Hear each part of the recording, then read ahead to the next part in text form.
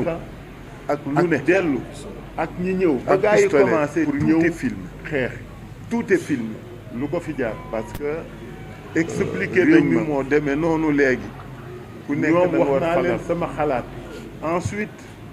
ñu dégg kilifa bu mag dama ne wax li mu wax fi xew am na signature maa ngi waxtaan tout de suite ak li fi responsable kenn du ko laam-laamee ci kan xam nan la demee lan moo illa kenn du ko laam-laamee ci ñan ñoo ko def parce que wax nit ñi nañu yor jaasi toutes les images paaka on a tout ak lu ne ñi doon dem ak ñi dellu pistolet ñi déenteeg précurseurs yeeg yëpp tout est enregistré lu ko fi jaar donc ñan ñoo ko def ak kan moo ko def xëy na ñoom wax naa leen sama xalaat nañ ñu mais fooguñu woon ni mais dama ne sooy def da ngay ñëw def ko ci lieu de signature moo tax li fi xew kenn du ko laam-laamee ci kan moo ko def am métit bu rëy kenn du ko laam-laamee ci ñan ñoo ko def ñu ngi fi dëkk de parce que 40 ans on a toutes les images yëpp ñoo màggandoo seen doom yeeg ñi doon dem ak ñi dellu seeg ñiy déyanteeg dañu xamal yeeg yëpp tout est enregistré histoire musul donc ñan ñoo ko def ak kan moo ko def donc moo tax ma dem baalu leen jéggalu leen parce que su kër gi nekkul woon siège mais fooguñu woon ni ko dund ñoom sooy def da ngay ñëw def ko ci lieu d'habitation yàq seen waajtaayu julli fajar am kersa ba am na waa kër Masek Ndiaye parce que ñun ñëpp xamante nañu parce que fii waa kër Ousmane Masek Ndiaye oto bi ñu toj waa këram la gorom moom yëpp ñoo màggandoo seen oto bi nekk fële lu mu jotee ñoo màggandoo ñu dem fekk oto foog ne ñu depuis 40 ans histoire musul am suñu diggante moo tax ma dem ci kër gu ne donc moo tax ma dem baalu leen jéggalu leen parce que su kër gi nekkul woon siège di jéggalu li ñu dund tor ko dund ñoom parce que loolu moo yàq seen jàmm dëkkandoo yàq seen waajtaayu julli fajar dëkkandoo na waa kër Masek Ndiaye parce que kër la xamante ni ñoo baalu waa kër Ousmane Masek Ndiaye ñuy def li ñuy def waa këram du matin gorom man ñëpp yeewu oto baa nga fële oto bi nekk fële nu mu jotee kër jigéen ñaa ngi tëdd ak xale yi ñu dem fekk oto bi donc jëfin bi moo rafetu jëfin bu moo ñaaw moo tax ma dem ci kër même lâche di ko def c'est criminel et je pèse bien mes mots baalu c'est lâche jéggalu et c'est criminel torop parce que parce que loolu moo li war ñi tëddoon fii dëkkandoo suñu tàkkoon nan la ñuy def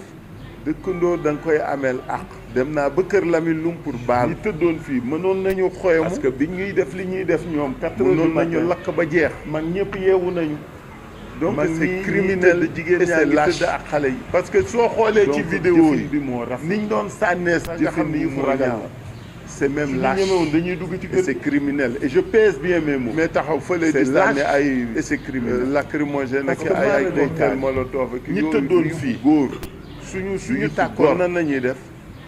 dama ni politique bu léegi ñu bari xàmmee fii mënoon nañu xoyamu wax ju ñaaw mënoon nañu lakk ba jeex jëf ju ñaaw donc c'est criminel et c'est lâche de liberté parce que soo xoolee ci vidéo yi niñ doon sànnee ku neex nu la neex wax nu la neex waxe ko suñu ñemewoon parce que dara du la ci fekk mais taxaw fële di sànni ay mooy lacrymogène nga xam ne bàyyi woon nañu xeex dellu si nag di xeex góor parce que nag dama ni gars yi yenn yi ñëpp ko dama ni politique gu léegi si nous on a décidé ñu bàyyi yenn seen bopp nañ ñu bàyyi ñu toog fa ñu toog te bañ ñoo yëngal te bañ ñoo boole jëf ju ñaaw parce que am na lu kenn dul nangu nag problème de liberté lii ñu def yomb na parce que ku nekk ci ñoom am nga kër c'est-à-dire ku neex lu la neex wax lu la neex waxe ko parce que dara du la ci fekk ku nekk ci ñoom am nga mooy te ku nekk ci ñoom xam nañ fi nga xam ne bàyyi woon nañu xeex dellu si nag di xeex moi cette affaire vous m'avez vu j'ai pris beaucoup de recul yenn yi ñëpp dama ni li war si nous on a décidé ñu bàyyi yenn débat ñu bàyyi ñu toog fa ñu toog te bañ ñoo yëngal te bañ ñoo boole ci yooyu ci am sa dooleeg sa parce que am na lu kenn dul nangu nag et les Sénégalais lii ñu def yomb na parce que ku nekk ci ñoom am nga kër jekkul ku nekk ci ñoom am nga kër maa ngi jéggalu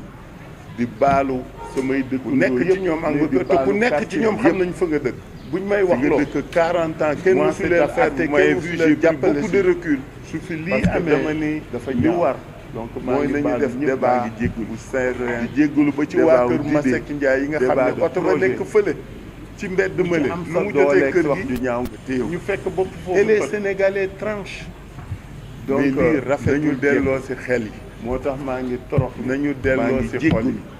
di baalu. il est vrai dëkkandoo yëpp. mais que nous allons yëpp daañu organiser élection yi 40 ans kenn mosu leen atte kenn mosu leen jàppale. defe naa woon bi ma déggee président Diomaye wax. donc maa ngi baalu ñëpp maa ngi jéggalu. ci njabootam la waroon jël ko ci waa kër Masek Ndiaye yi nga xam ne oto ba nekk fële. su ci doore woon parce que sooy kër gi fagarlu ñu fekk bopp wala ngay faagaagal da ngay wax sa njaboot. donc nañu delloo si xel yi. à la limite da ngay sax am toroxte parce que li fi xew ci fajar 4 heures du matin parce que kër gi dafa ami caméra ami lépp ñi fi ñëw xam nañ leen gis nañ leen xam nañ kañ lañu egsi xam nañu kañ lañ kii xam nañu ku nekk ci yow xam nañu li nga def ay caméra fi ne bi ñuy egseek ba ñuy précurseurs yi jëkk a ñëw ak dellu ak ñi ñëw ba gars yi commencé tout est filmé parce que réew mi moo demee noonu léegi ku nekk da nga war fagaru. ensuite ñu dégg kilifa gu mag wax li mu wax démb maa ngi waxtaan tout de suite ak responsable yi pour xam nan la demee lan moo lan moo waral la mu wax bay laax wax nit ñi nañu yor jaasi ak paaka ak lu ne ak pistolet pour ñëw xeex lu ko fi jaar expliqué nañ ma ñoom wax naa leen sama xalaat mais dama ne lii fi xew am na signature li fi xew kenn du ko laam-laamee ci kan moo ko def kenn du ko laam-laamee ci ñan ñoo ko def parce que on a toutes les images on a tout ñi doon dem ak ñiy dellu seeg ñiy déyanteeg précurseurs yeeg yëpp tout est enregistré donc ñan ñoo ko def ak kan moo ko def xëy na yëgaloon nañ ñu mais fooguñu woon ni sooy def da ngay ñëw def ko ci lieu d'habitation moo tax ma am kersa gu rëy man am métit bu rëy parce que fii ñu ngi fi dëkk depuis plus de 40 ans kër yi yëpp ñoo màggandoo seen doom yeeg ñi fi ne ñoo màggandoo dañu xamante depuis 40 ans histoire mosul am suñu diggante donc moo tax ma dem baalu leen jéggalu leen parce que su kër gi nekkul woon siège li ñu dund duñ ko dund ñoom ci ñu yàq seen jàmm yàq seen waajtaayu julli fajar ba am na waa kër Masek Ndiaye yi parce que ñun ñëpp xamante ni ñoo waa kër Ousmane Masek Ndiaye yi oto bi ñu toj waa këram la gorom moom oto bi oto baa nga fële oto bi nekk fële lu mu jotee kër gi ñu dem fekk oto bi fa mu ne ñu toj ko donc moo tax ma dem ci kër gu ne di ko defaat publiquement di baalu di jéggalu di torox parce que loolu moo li war dëkkandoo dafa am àq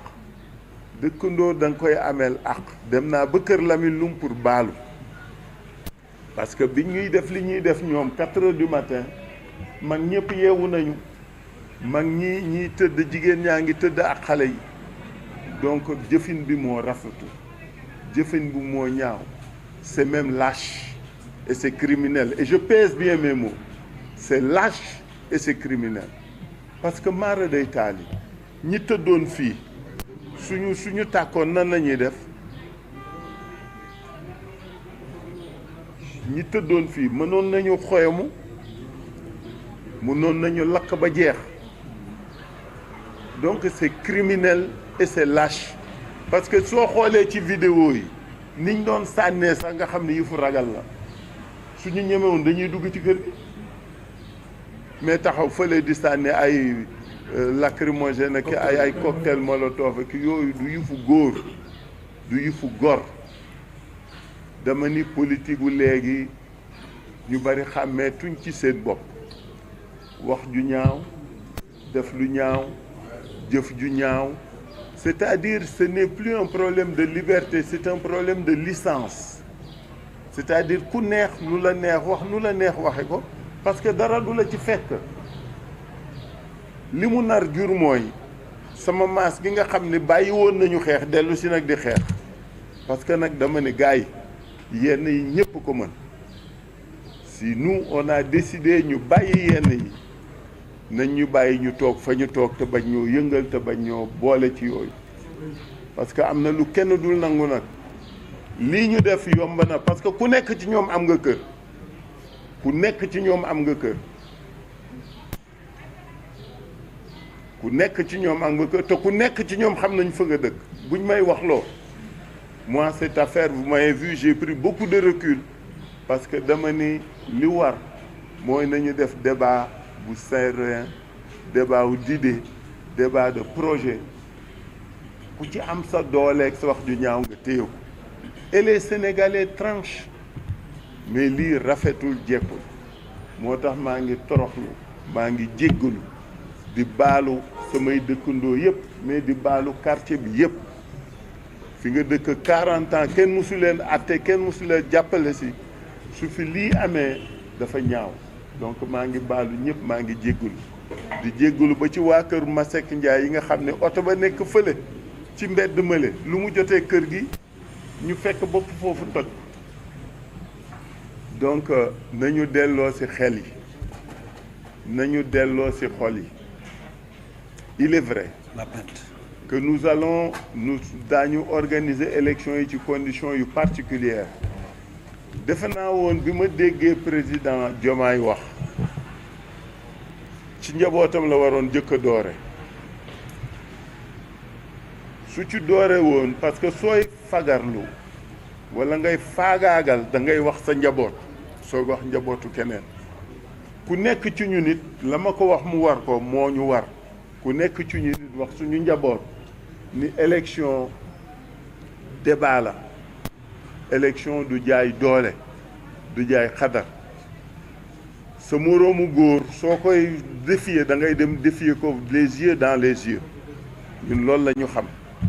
mais doo ñëw def des trucs aussi lâches yoo xam ni mënoon na jur lu ne man dama tiit depuis bi ñu ma ko waxee ma ni mbaa kenn deewu ci mbaa kenn gaañu ci loolu laa jëkk ko xool deuxièmement voisinage bi amatuñu courant ñii seen oto yi yàqu na xam nga yooyu je sais pas qu'est-ce qu'on veut prouver en tout cas maa ngi baalu ñëpp ñi dëkk ci quartier bi maa ngi baalu ñëpp ñi nga xam ne fii la ñu nekk ci koñ bi ak quartier bi di jéggaluwaat di baalu di wax ne lii fi am nag duñ ko bàyyee noonu parce que kër gi niñ ko defaree ñi fi ñëw attaqué ko ñépp la ñu filmé oto yi egseeg ñaata oto la ñoo nit ñi ak ñi làqatu fi parce que li ñu xamul mooy quartier bi benn la ñun filmé nañu mais kër yëpp filmé donc ñi gaara woon ci ruq beeg ñiy làqatoog parce que 14 personnes yi doon sànni du ñooñu rek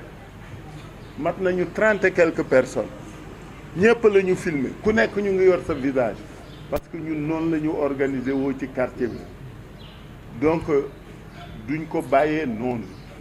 maintenant daañu xool état bi li muy def parce que dégg naa ñu ni élection campagne licence la période de licence la au lieu que mu doon période de liberté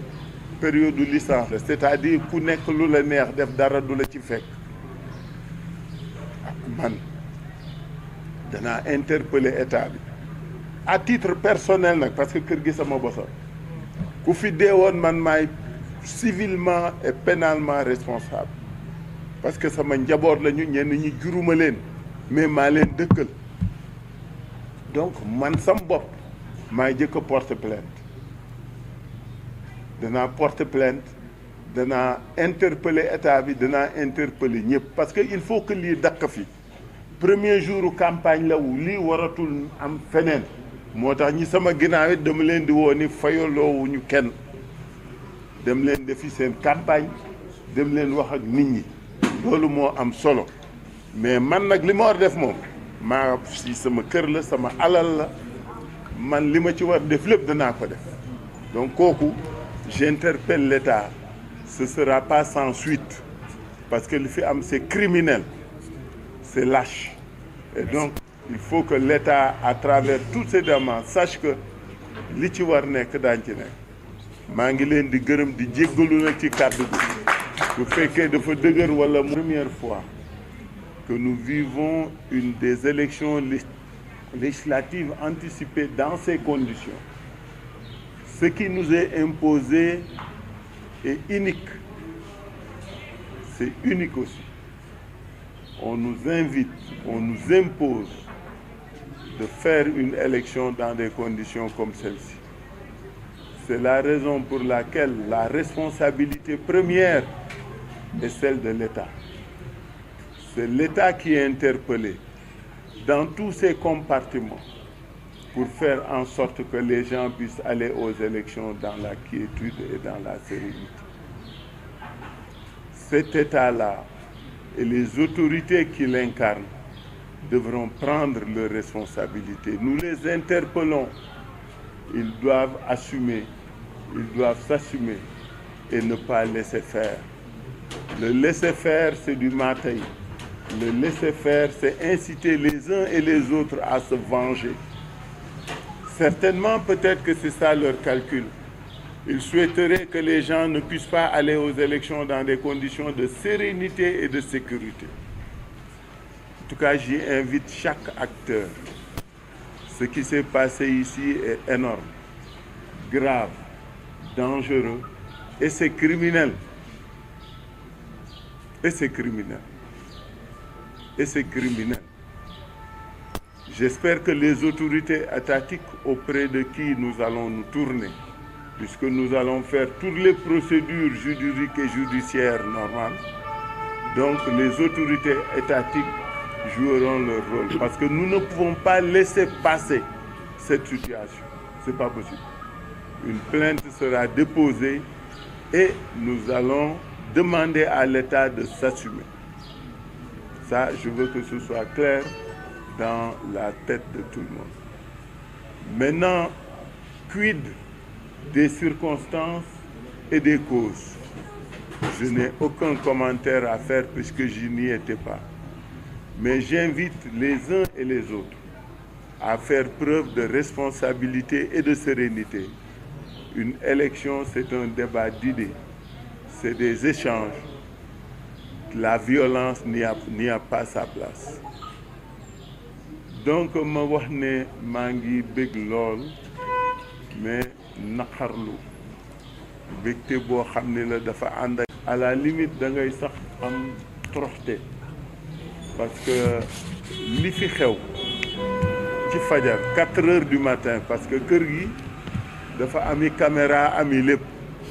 ñi fi ñëw xam nañ leen gis nañ leen xam nañ kañ lañu egsi xam nañu kañ lañ kii xam nañu ku nekk ci yow xam nañu li nga def ay caméra fi ne bi ñuy egsi ba ñuy précurseurs yi jëkk a ñëw ak dellu ak ñi ñëw ba gaa yi commencé tout est filmé parce que réew mi moo demee noonu léegi ku nekk da nga war fagaru. Ensuite ñu dégg kilifa gu mag wax li mu wax démb maa ngi waxtaan tout de suite ak responsable yi pour xam nan la demee lan moo lan moo waral la mu wax bay laax wax nit ñi nañu yor jaasi ak paaka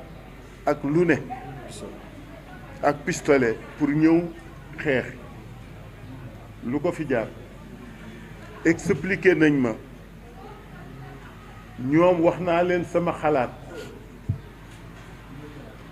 mais dama ne lii fi xew am na signature li fi xew kenn du ko laam-laamee ci kan moo ko def kenn du ko laam-laamee ci ñan ñoo ko def parce que on a toutes les images on a tout ñi doon dem ak ñiy dellu seeg ñiy déyanteeg précurseurs yeeg yëpp tout est enregistré donc ñan ñoo ko def ak kan moo ko def xëy na yëgaloon nañ ñu mais fooguñu woon ni sooy def da ngay ñëw def ko ci lieu d'habitation moo tax ma am kersa gu rëy man am métit bu rëy parce que fii ñu ngi fi dëkk depuis plus de 40 ans kër yi yépp ñoo màggandoo seen doom yeeg ñi fi ne ñoo màggandoo dañu xamante depuis 40 ans histoire musul am suñu diggante donc moo tax ma dem baalu leen jéggalu leen parce que su kër gi nekkul woon siège li ñu dund duñ ko dund ñoom ci ñu yàq seen jàmm yàq seen waajtaayu julli fajar ba am na waa kër Masek Ndiaye parce que ñun ñëpp xamante ni ñoo waa kër Ousmane Masek Ndiaye yi oto bi ñu toj waa këram la goroom moom oto bi oto baa nga fële oto bi nekk fële lu mu jotee kër gi ñu dem fekk oto bi fa mu ne ñu toj ko donc moo tax ma dem ci kër gu ne di ko defaat publiquement di baalu di jéggalu di torox parce que loolu moo li war dëkkandoo dafa am àq dëkkandoo da nga koy ameel àq dem naa ba kër Lamine Loum pour baalu parce que bi ñuy def li ñuy def ñoom 4 heures du matin mag ñëpp yeewu nañu mag ñiy tëdd jigéen ñaa ngi tëdd ak xale yi donc jëfin bi moo rafetu jëfin bi moo ñaaw c'est même lâche et c'est criminel et je pèse bien mes mots c'est lâche et c'est criminel parce que maara day taali ñi tëddoon fii suñu tàkkoon nan la ñuy def ñi tëddoon fii mënoon nañu xoyamu mënoon nañu lakk ba jeex donc c'est criminel et c'est lâche parce que soo xoolee ci vidéo yi niñ doon sànnee sax nga xam ne yëfu ragal la suñu ñemewoon dañuy dugg ci kër gi mais taxaw fële di sànni ay lacrymogène ak ay cocktail molotov ak yooyu du yëfu góor du yëfu gor dama ni politique gu léegi ñu bari xàmmee tuñ ci seen bopp wax ju ñaaw def lu ñaaw jëf ju ñaaw c'est-à-dire ce n'est plus un problème de liberté c'est un problème de licence c'est-à-dire ku neex lu la neex wax nu la neex waxe ko parce que dara du la ci fekk li mu nar jur mooy sama maas gi nga xam ne bàyyi woon nañu xeex dellu si nag di xeex parce que nag dama ne gars yi yenn yi ñëpp ko mën si nous on a décidé ñu bàyyi yenn yi nañ ñu bàyyi ñu toog fa ñu toog te bañ ñoo yëngal te bañ ñoo boole ci yooyu parce que am na lu kenn dul nangu nag lii ñu def yomb na parce que ku nekk ci ñoom am nga kër ku nekk ci ñoom am nga kër ku nekk ci ñoom am nga kër te ku nekk ci ñoom xam nañ fa nga dëkk buñ may wax loo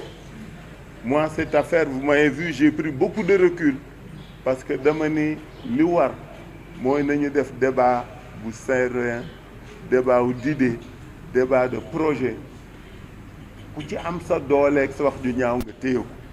et les Sénégalais tranchent mais lii rafetul jekkul moo tax maa ngi toroxlu maa ngi jéggalu di baalu samay dëkkandoo yëpp mais di baalu quartier bi yëpp fi nga dëkk 40 ans kenn mësu leen atte kenn mësu leen jàppale si su fi lii amee dafa ñaaw donc maa ngi baalu ñëpp maa ngi jéggalu di jéggalu ba ci waa kër Masek Ndiaye yi nga xam ne oto ba nekk fële ci mbedd mële lu mu jotee kër gi ñu fekk bopp foofu toj donc nañu delloo ci xel yi nañu delloo ci xol yi il est vrai que nous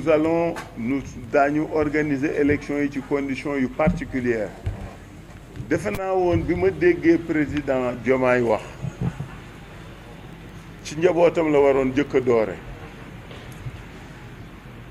su ci doore woon parce que sooy fagarlu walla ngay faagaagal da ngay wax sa njaboot soo wax njabootu keneen ku nekk ci ñu nit la ma ko wax mu war ko moo ñu war ku nekk ci ñu nit wax suñu njaboot ni élection débat la élection du jaay doole du jaay xadar sa moroomu góor soo koy défier da ngay dem défier ko les yeux dans les yeux ñun loolu la ñu xam mais doo ñëw def des trucs aussi lâches yoo xam ni mënoon na jur lu ne man dama tiit depuis bi ñu ma ko waxee ma ni mbaa kenn deewu ci mbaa kenn gaañu ci loolu laa jëkk ko xool deuxièmement voisinage bi amatuñu courant amatuñu courant ñii seen oto yi yàqu na xam nga yooyu je sais pas qu'est-ce qu'on veut prouver en tout cas maa ngi baalu ñëpp ñi dëkk ci quartier bi maa ngi baalu ñëpp ñi nga xam ne fii la ñu nekk ci koñ bi ak quartier bi di jéggaluwaat di baalu di wax ne lii fi am nag duñ ko bàyyee noonu parce que kër gi niñ ko defaree ñi fi ñëw attaqué ko ñépp la ñu filmer oto yi egseeg ñaata oto la ñoo nit ñi ak ñi làqatu fi parce que li ñu xamul mooy quartier bi benn la ñun filmer nañu mais kër yëpp filmer donc ñi gaara woon ci ruq beeg ñiy làqatoog parce que 14 personnes yi doon sànni du ñooñu rek mat nañu 30 et quelques personnes ñëpp la ñu filmer ku nekk ñu ngi yor sa visage parce que ñun noonu la ñu organiser woo ci quartier bi donc duñ ko bàyyee noonu maintenant daañu xool état bi li muy def parce que dégg naa ñu ni élection campagne licence la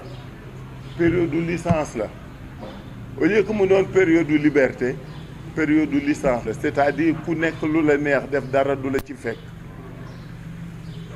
man danaa interpeller état bi à titre personnel nag parce que kër gi sama bosa ku fi deewoon man maay civilement et pénalement responsable parce que sama njaboot lañu ñenn ñi juruma leen mais maa leen dëkkal donc man sam bopp maay jëkk a porter plainte danaa porter plainte danaa interpeller état bi danaa interpeller ñëpp parce que il faut que lii dakk fi premier jour campagne la wu lii waratul am feneen moo tax ñi sama ginnaaw it dama leen di woo ni fayaloowuñu kenn dem leen defi seen campagne dem leen wax ak nit ñi loolu moo am solo mais man nag li ma war def moom maa si sama kër la sama alal la man li ma ci war def lépp danaa ko def donc kooku j'interpelle l'État ce sera pas sans suite parce que li fi am c'est criminel c'est lâche et donc il faut que l'État à travers toutes ces demandes sache que li ci war nekk daañ ci nekk maa ngi leen di gërëm di jéggalu nag ci kàddu bi bu fekkee dafa dëgër wala première fois que nous vivons une des élections législatives anticipées dans ces conditions. Ce qui nous est imposé est unique. C'est unique aussi. On nous invite, on nous impose de faire une élection dans des conditions comme celle-ci. C'est la raison pour laquelle la responsabilité première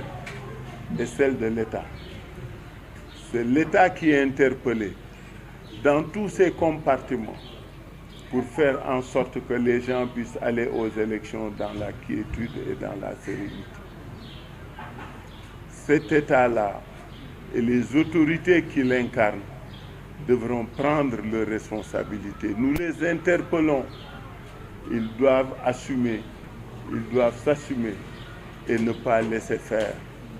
Le laisser faire, c'est du matin. Le laisser faire, c'est inciter les uns et les autres à se venger. Certainement, peut-être que c'est ça leur calcul. Ils souhaiteraient que les gens ne puissent pas aller aux élections dans des conditions de sérénité et de sécurité. En tout cas, j'y invite chaque acteur. Ce qui s'est passé ici est énorme, grave, dangereux et c'est criminel. Et c'est criminel. Et c'est criminel. J'espère que les autorités étatiques auprès de qui nous allons nous tourner, puisque nous allons faire toutes les procédures juridiques et judiciaires normales, donc les autorités étatiques joueront leur rôle. Parce que nous ne pouvons pas laisser passer cette situation. Ce n'est pas possible. Une plainte sera déposée et nous allons demander à l'État de s'assumer. Ça, je veux que ce soit clair dans la tête de tout le monde. Maintenant, quid des circonstances et des causes? Je n'ai aucun commentaire à faire puisque je n'y étais pas. Mais j'invite les uns et les autres à faire preuve de responsabilité et de sérénité. Une élection, c'est un débat d'idées, c'est des échanges. La violence n'y a pas sa place. Donc ma wax ne maa ngi bég lool mais naqarlu bégte boo xam ne la dafa ànd ak à la limite da ngay sax am toroxte parce que li fi xew ci fajar 4 heures du matin parce que kër gi dafa ami caméra ami lépp ñi fi ñëw xam nañ leen gis nañ leen xam nañ kañ lañu egsi xam nañu kañ lañ ki xam nañu ku nekk ci yow xam nañu li nga def ay caméra fi ne bi ñuy egseeg ba ñuy précurseurs yi jëkk a ñëw ak dellu ak ñi ñëw ba gars yi commencé tout est filmé parce que réew mi moo demee noonu léegi ku nekk da nga war fagaru. Ensuite ñu dégg kilifa gu mag wax li mu wax démb maa ngi waxtaan tout de suite ak responsable yi pour xam nan la demee lan moo lan moo waral la mu wax bay laax wax nit ñi nañu yor jaasi ak paaka ak lu ne ak pistolet pour ñëw xeex lu ko fi jaar expliqué nañ ma ñoom wax naa leen sama xalaat mais dama ne lii fi xew am na signature li fi xew kenn du ko laam-laamee ci kan moo ko def kenn du ko laam-laamee ci ñan ñoo ko def parce que on a toutes les images on a tout ñi doon dem ak ñiy dellu seeg ñiy déyanteeg précurseurs yeeg yëpp tout est enregistré donc ñan ñoo ko def ak kan moo ko def xëy na yëgaloon nañ ñu mais fooguñu woon ni sooy def da ngay ñëw def ko ci lieu d'habitation moo tax ma am kersa gu rëy man am métit bu rëy parce que fii ñu ngi fi dëkk depuis plus de 40 ans kër yi yëpp ñoo màggandoo seen doom yeeg ñi fi ne ñoo màggandoo dañu xamante depuis 40 ans histoire musul am suñu diggante donc moo tax ma dem baalu leen jéggalu leen parce que su kër gi nekkul woon siège li ñu dund duñ ko dund ñoom ci ñu yàq seen jàmm yàq seen waajtaayu julli fajar ba am na waa kër Masek Ndiaye parce que ñun ñëpp xamante ne ñoo waa kër Ousmane Masek Ndiaye yi oto bi ñu toj waa këram la gorom moom oto baa nga fële oto bi nekk fële lu mu jotee kër gi ñu dem fekk oto bi fa mu ne ñu toj ko donc moo tax ma dem ci kër gu ne di ko defaat publiquement di baalu di jéggalu di torox parce que loolu moo li war dëkkandoo dafa am àq dëkkandoo da nga koy ameel àq dem naa ba kër Lamine Loum pour baalu parce que bi ñuy def li ñuy def ñoom 4 heures du matin mag ñëpp yeewu nañu mag ñiy tëdd jigéen ñaa ngi tëdd ak xale yi donc jëfin bi moo rafetu jëfin bi moo ñaaw c'est même lâche et c'est criminel et je pèse bien mes mots c'est lâche et c'est criminel parce que maara day taali ñi tëddoon fii suñu tàkkoon nan la ñuy def ñi tëddoon fii mënoon nañu xoyamu mënoon nañu lakk ba jeex donc c'est criminel et c'est lâche parce que soo xoolee ci vidéo yi niñ doon sànnee sax nga xam ne yëfu ragal la suñu ñemewoon dañuy dugg ci kër gi mais taxaw fële di sànni ay lacrymogène ak ay cocktail molotov ak yooyu du yëfu góor du yëfu gor dama ni politique gu léegi ñu bari xàmmee tuñ ci seen bopp wax ju ñaaw def lu ñaaw jëf ju ñaaw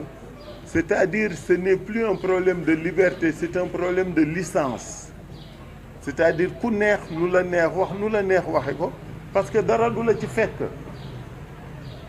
li mu nar jur mooy sama maas gi nga xam ne bàyyi woon nañu xeex dellu si nag di xeex parce que nag dama ne gars yi yenn yi ñëpp ko mën si nous on a décidé ñu bàyyi yenn yi nañ ñu bàyyi ñu toog fa ñu toog te bañ ñoo yëngal te bañ ñoo boole ci yooyu parce que am na lu kenn dul nangu nag lii ñu def yomb na parce que ku nekk ci ñoom am nga kër ku nekk ci ñoom am nga kër ku nekk ci ñoom am nga kër te ku nekk ci ñoom xam nañ fa nga dëkk buñ may wax loo moi cette affaire vous m'avez vu j'ai pris beaucoup de recul parce que dama ni li war mooy nañu def débat bu serein débat wu d'idée débat de projet ku ci am sa dooleeg sa wax ju ñaaw nga téye ko et les Sénégalais tranchent mais lii rafetul jekkul moo tax maa ngi toroxlu maa ngi jéggalu di baalu samay dëkkandoo yëpp mais di baalu quartier bi yëpp fi nga dëkk 40 ans kenn mësu leen atte kenn mësu leen jàppale si su fi lii amee dafa ñaaw donc maa ngi baalu ñëpp maa ngi jéggalu di jéggalu ba ci waa kër Masek Ndiaye yi nga xam ne oto ba nekk fële ci mbedd mële lu mu jotee kër gi ñu fekk bopp foofu toj donc nañu delloo ci xel yi nañu delloo ci xol yi il est vrai que nous daañu organiser élection yi ci conditions yu particulières defe naa woon bi ma déggee président Diomaye wax ci njabootam la waroon jëkk a doore su ci doore woon parce que sooy fagarlu walla ngay faagaagal da ngay wax sa njaboot sooy wax njabootu keneen ku nekk ci ñu nit la ma ko wax mu war ko moo ñu war ku nekk ci ñu nit wax suñu njaboot ni élection débat la élection du jaay doole du jaay xadar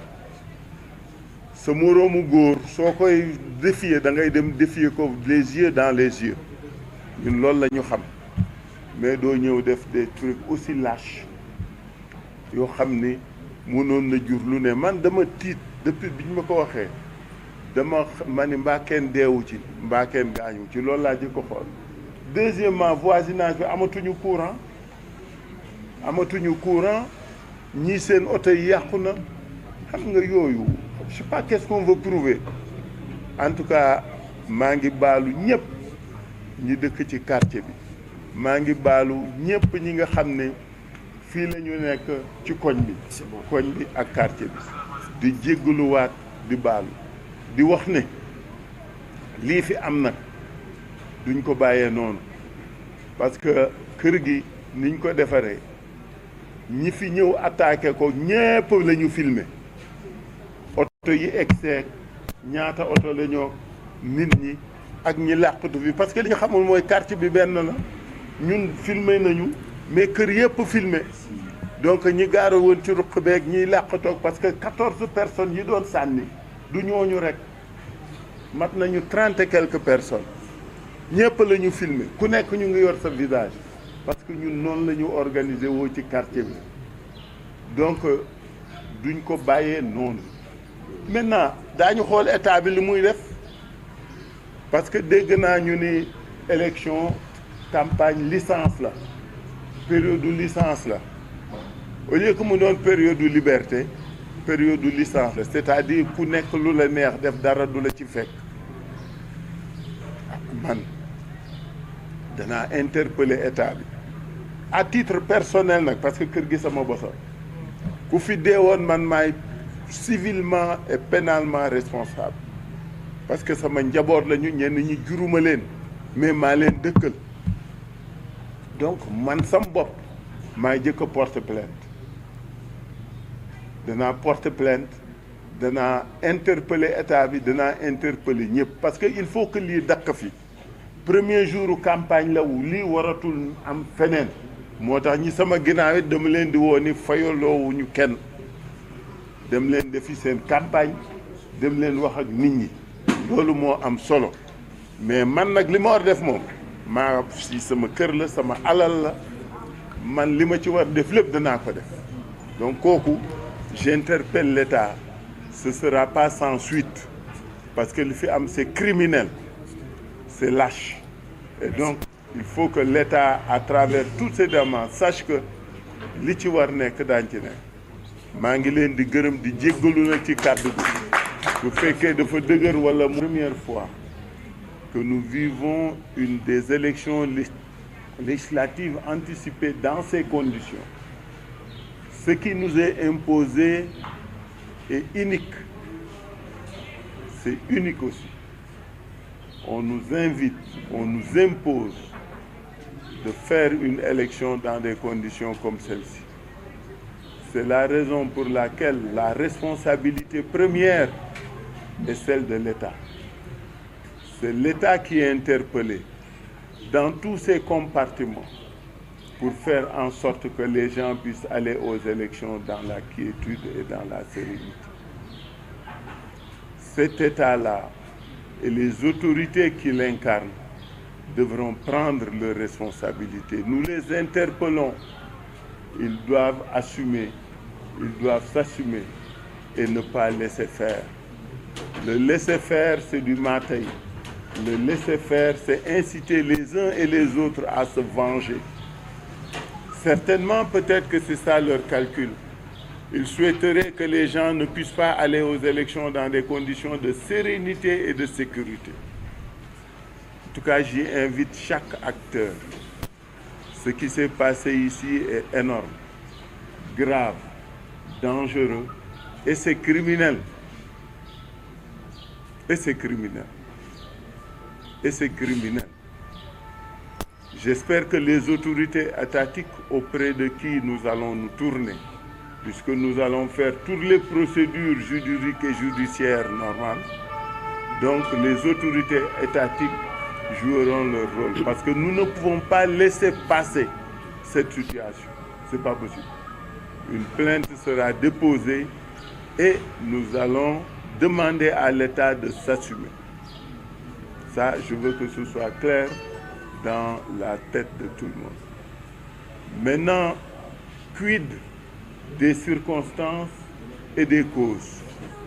Je n'ai aucun commentaire à faire puisque je n'y étais pas. Mais j'invite les uns et les autres à faire preuve de responsabilité et de sérénité. Une élection, c'est un débat d'idées, c'est des échanges. La violence n'y a pas sa place. Donc ma wax ne maa ngi bég lool mais naqarlu bégte boo xam ne la dafa ànd ak à la limite da ngay sax am toroxte parce que li fi xew ci fajar 4 heures du matin parce que kër gi dafa ami caméra ami lépp ñi fi ñëw xam nañ leen gis nañ leen xam nañ kañ lañ egsi xam nañu kañ lañ ki xam nañu ku nekk ci yow xam nañu li nga def ay caméra fi ne bi ñuy egseeg ba ñuy précurseurs yi jëkk a ñëw ak dellu ak ñi ñëw ba gaa yi commencé tout est filmé parce que réew mi moo demee noonu léegi ku nekk da nga war fagaru. Ensuite ñu dégg kilifa gu mag wax li mu wax démb maa ngi waxtaan tout de suite ak responsable yi pour xam nan la demee lan moo waral la mu wax bay laax wax nit ñi nañu yor jaasi ak paaka ak lu ne ak pistolet pour ñëw xeex lu ko fi jaar expliqué nañ ma ñoom wax naa leen sama xalaat mais dama ne lii fi xew am na signature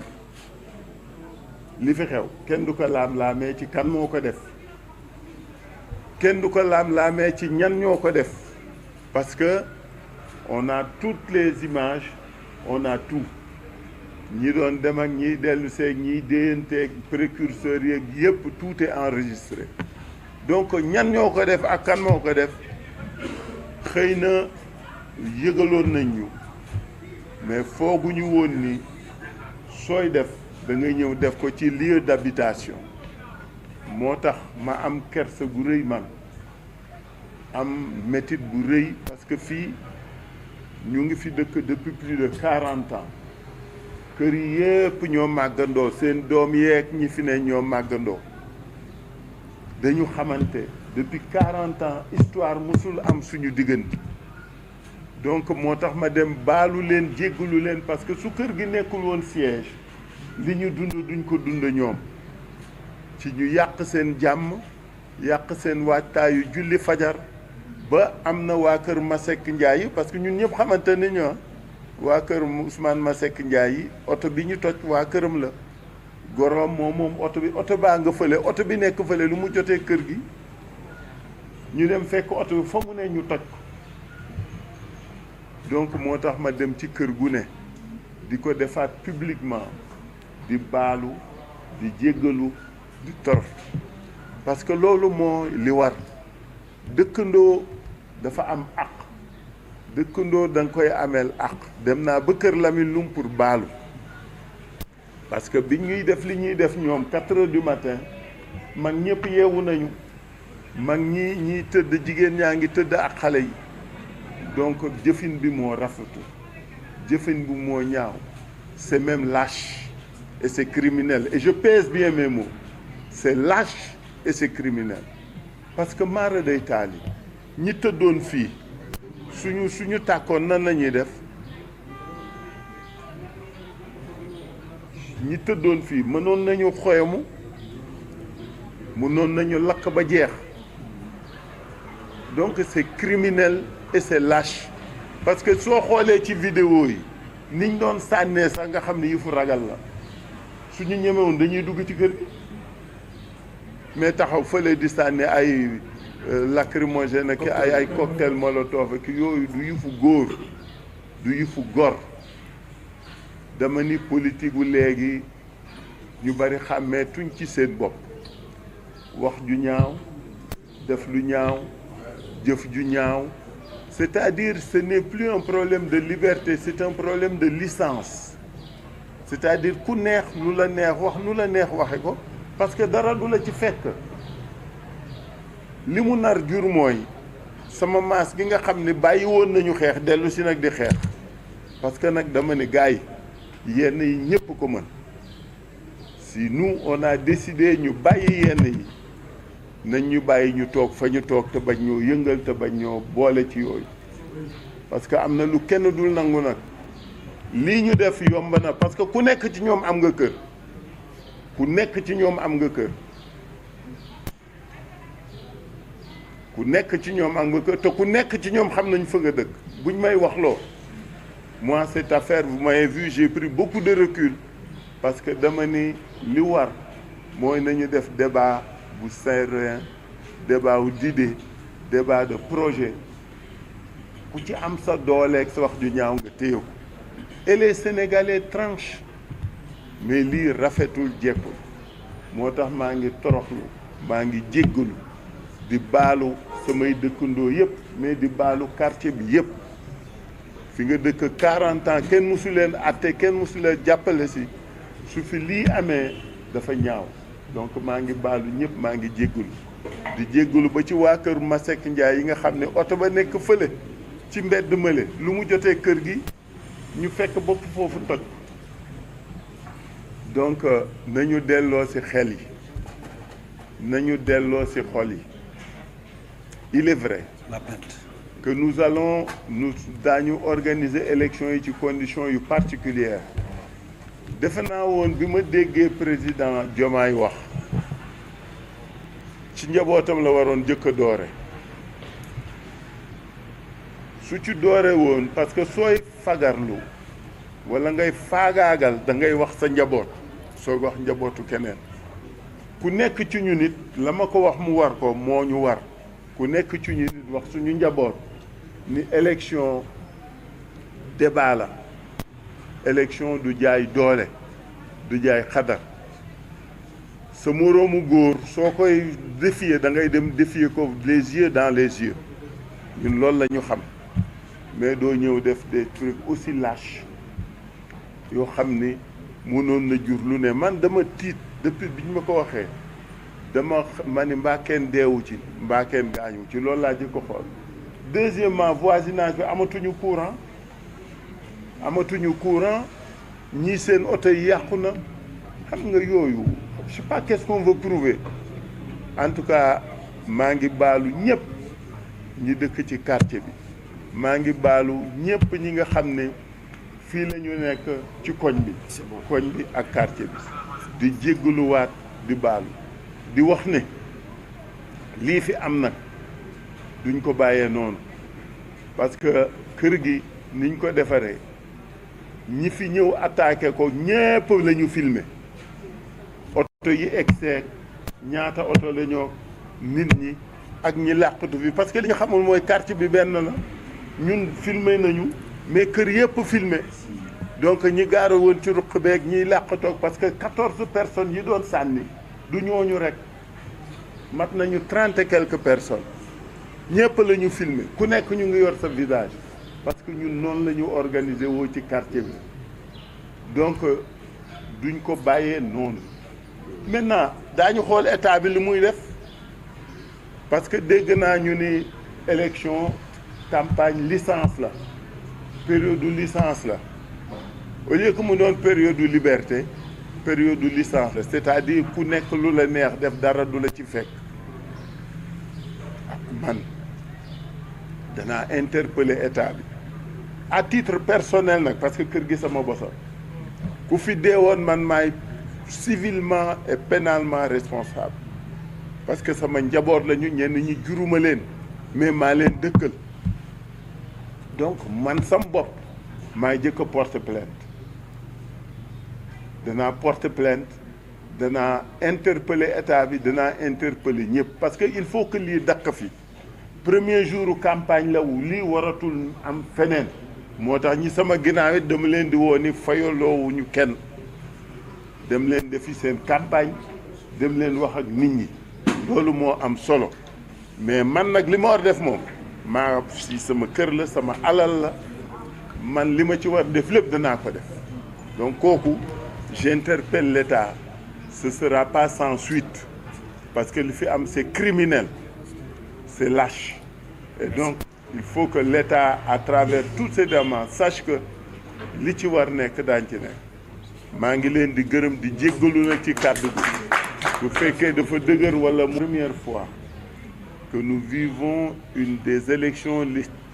législatives anticipées dans ces conditions. Ce qui nous est imposé est unique. C'est unique aussi. On nous invite, on nous impose de faire une élection dans des conditions comme celle-ci. C'est la raison pour laquelle la responsabilité première est celle de l'État. C'est l'État qui est interpellé dans tous ces compartiments pour faire en sorte que les gens puissent aller aux élections dans la quiétude et dans la sérénité. Cet État-là et les autorités qui l'incarnent devront prendre leurs responsabilités. Nous les interpellons. Ils doivent assumer, ils doivent s'assumer et ne pas laisser faire. Le laisser faire, c'est du matin. Le laisser faire, c'est inciter les uns et les autres à se venger. Certainement, peut-être que c'est ça leur calcul. Ils souhaiteraient que les gens ne puissent pas aller aux élections dans des conditions de sérénité et de sécurité. En tout cas, j'y invite chaque acteur. Ce qui s'est passé ici est énorme, grave, dangereux et c'est criminel. Et c'est criminel. Et c'est criminel. J'espère que les autorités étatiques auprès de qui nous allons nous tourner, puisque nous allons faire toutes les procédures juridiques et judiciaires normales, donc les autorités étatiques joueront leur rôle. Parce que nous ne pouvons pas laisser passer cette situation. Ce n'est pas possible. Une plainte sera déposée et nous allons demander à l'État de s'assumer. Ça, je veux que ce soit clair dans la tête de tout le monde. Maintenant, quid des circonstances et des causes? Je n'ai aucun commentaire à faire puisque je n'y étais pas. Mais j'invite les uns et les autres à faire preuve de responsabilité et de sérénité. Une élection, c'est un débat d'idées, c'est des échanges la violence n'y a pas sa place. Donc ma wax ne maa ngi bëgg lool mais naqarlu bégte boo xam ne la dafa ànd ak à la limite da ngay sax am toroxte parce que li fi xew ci fajar 4 heures du matin parce que kër gi dafa ami caméra ami lépp ñi fi ñëw xam nañ leen gis nañ leen xam nañ kañ lañ egsi xam nañu kañ lañ ki xam nañu ku nekk ci yow xam nañu li nga def ay caméra fi ne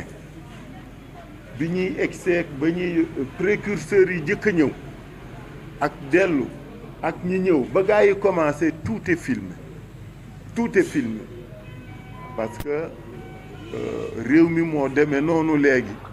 ku nekk da nga war fagaru ensuite